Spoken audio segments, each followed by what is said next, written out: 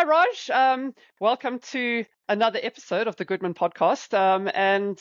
Yeah, I'm excited about today's topic. I'm excited about all topics that we're going to discuss on this platform because I'm super interested in AI and how it's helping businesses and content. And I mean, I use AI. Everyone I know is using it. So there's been a lot of buzz about how it can actually supercharge your business intelligence efforts and how it can actually transform raw data into actionable insights and sustainable business models. So today we're going to tackle these questions, and I'm setting up a challenge for you, Raj, to give us some real world strategies to help leverage AI's these incredible capabilities that it has, because I think that we've only scratched the surface of what we can actually use AI in business for. So maybe you could start and kick us off by giving us a bit of an overview of how AI is changing the landscape of business intelligence, and we can go from there.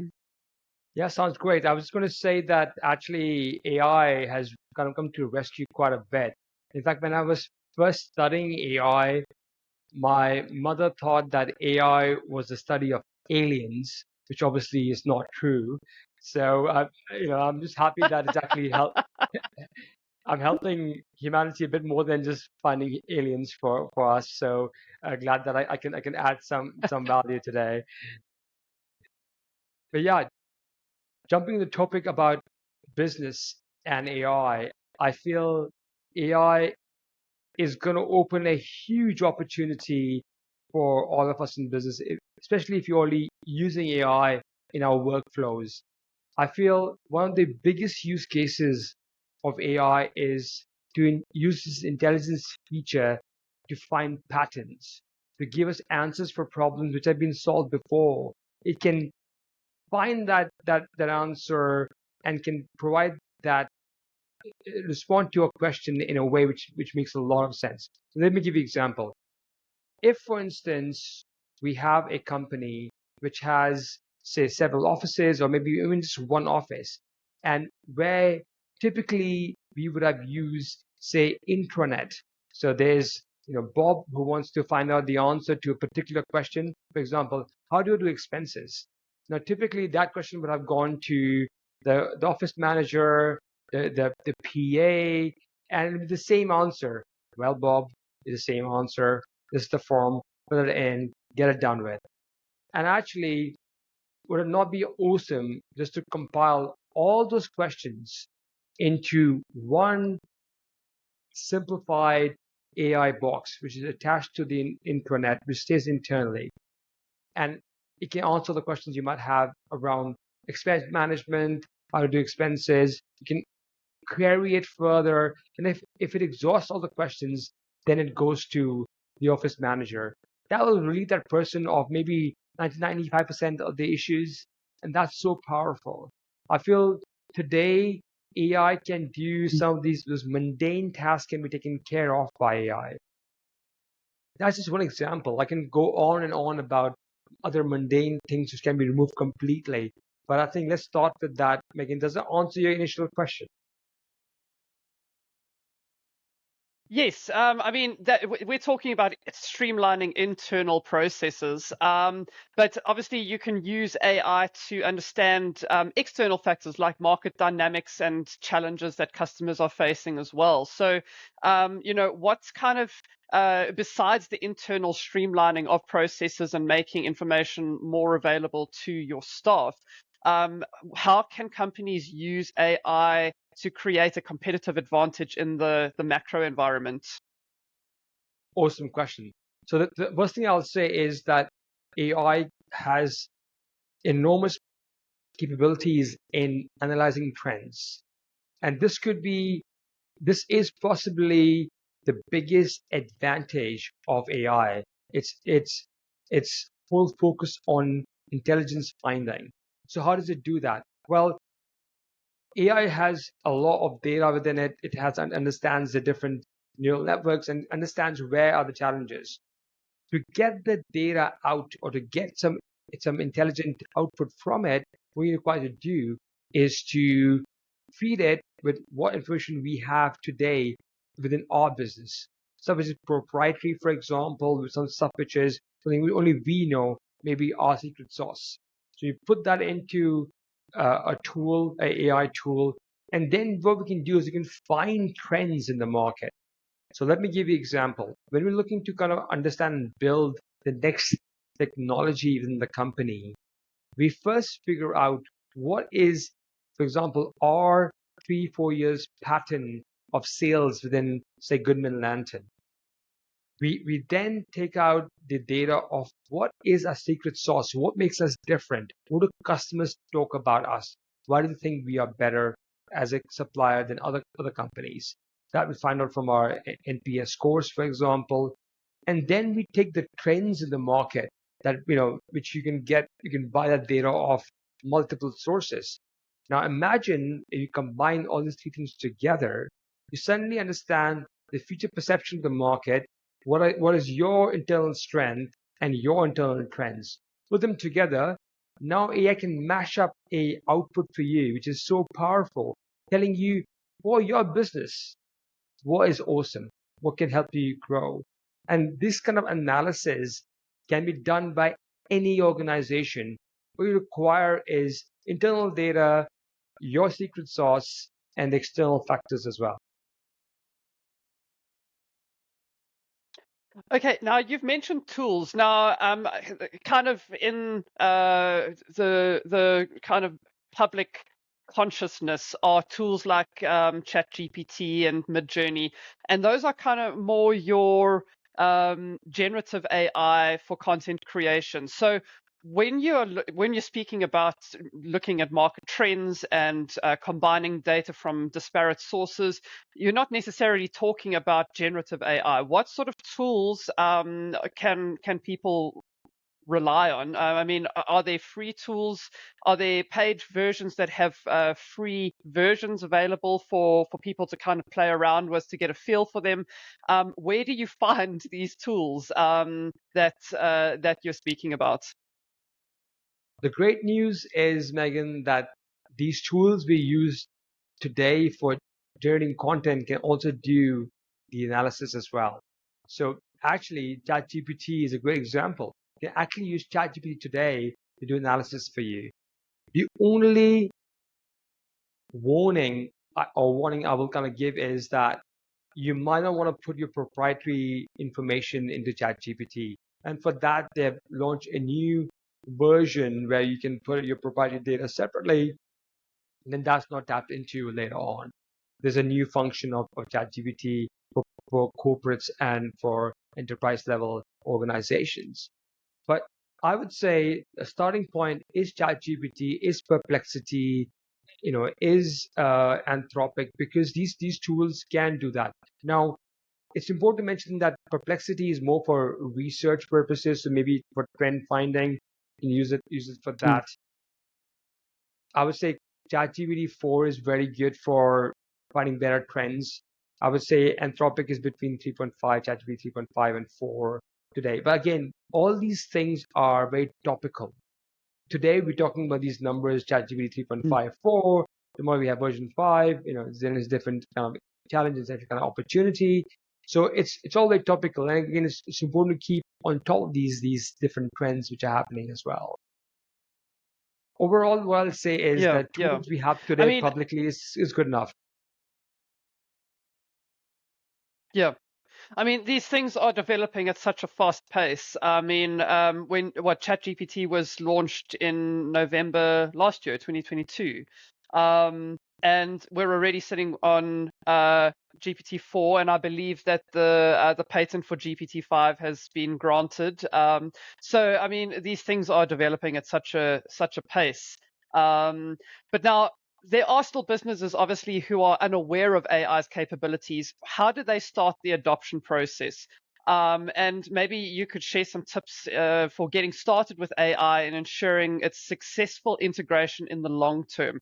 Because a lot of people, I mean, in our previous episode, you mentioned that the traffic to ChatGPT is declining. So how do you integrate it into your business and ensure that it's a long-term sustainable strategy? Yes, I feel that the first step is to understand the real power of AI. And some of us might start our journey but help building maybe images. You mentioned earlier, Megan, about Mid-Journey, which is a great example for how to develop images. Mm. For example, today I'm finding that Bing Images is doing a great job. It's a free tool to generate images. It's using the OpenAI models. Obviously, I feel that the first step is to experiment a lot with it, is to really be open to experimenting at a personal capacity and then looking at how can we apply to the business. The good news is the same tools we use for personal can also be used for enterprise. But then there's a bit of a challenge with that. Mm. There is information which is proprietary. We don't want to put out to the public. And once you do put it out to ChatGPT, assume that it will go out to the training in the future as well. Although they're saying that they're not doing that right now, but they will in the future. At least they'll understand the trends people are using to use or to query ChatGPT. My point simply being that the Yeah. starting point really is to start in baby steps using these generative tools like the ones we just mentioned already. And once you feel that you're comfortable with that, then looking at tools or this website called Hugging Face, which has a ton of open source AI tools, then tuning them to your requirement. And that means that those tools will then sit on your machines. They will not communicate with the outside world. You own that. It's your proprietary AI tool as well. And you can build on that in the future as well. It is harder to Mm. start with that. I would say start with the ones which are already available to you, which are already hosted and running for you to provide as a service, and then graduating to the open source tools like the ones from Facebook, for instance. Okay. Now, we spoke. I said I was going to set you a challenge in terms of a strategy, and we're obviously going to do our 60-second takeaway at the end of this episode as well. But if you kind of look, let me put it this way: digital transformation is nothing new. It's been around for many years already, and most companies, at least at the enterprise level, are somewhere along their journey to digital transformation. But if you kind of Google digital transformation, they will come up with all kinds of frameworks and toolkits, etc. And this one contradicts this one. So, is there value in adopting a kind of framework, or do you just like I tend to do, play around with a tool until you get the hang of it and find a way to integrate it into your company? Yeah, so digital transformation is a bit of a buzzword. It's been around for quite some time. It's about how do you really adopt and evolve in using digital technology across. Now, I would say most companies today are on that journey of using digital in their workflows, whether it's marketing, whether it's operations, whether it's HR, they all are using it. This AI doesn't disrupt that in a way that it's against all the work you put in. All the work it's doing is to kind of enhance that. For example, I gave that sort of example earlier about how we can use our knowledge base within the company. For instance, expense management, we can do that. Typically, if you if you go back to 30 years or 20 years, or maybe even 10 years, it's all done through notes. Literally, we'll like make an expense sheet, attach it with the invoice, and send across to our office manager, and then they would then go ahead and like send it to the finance team, and then they will process this. That's all been replaced, hopefully, in most companies now, but with a sort of a digital platform where you can do all the expense management. Imagine the time where all you have to do is just take a picture of your invoice and upload it to the tool. It'll understand what the invoice is for, which has come from me, and then it will be able to put that into the context of the form which has been built for expense management and submit that for you. And the finance side, it will be able to verify if it's genuine or not, and then make the payment for you. A great example of this, and this is probably a little bit of a tangent, but it's interesting, is a company called Lemonade, which is a insurance company. Their mission in the past, and I don't know what's it today, was that they want to create an insurance company which is AI centric. So without being able to claim, if the claims come in and verify and phone calls, they use AI to verify the genuineness or the severity of the insurance claim, and then we will process that, saving time, money, not getting a lot of people involved. That's similar sort of in ethos to this example. The more we can use AI, the more we can automate stuff, we can make things faster, cheaper, and more effective. Okay.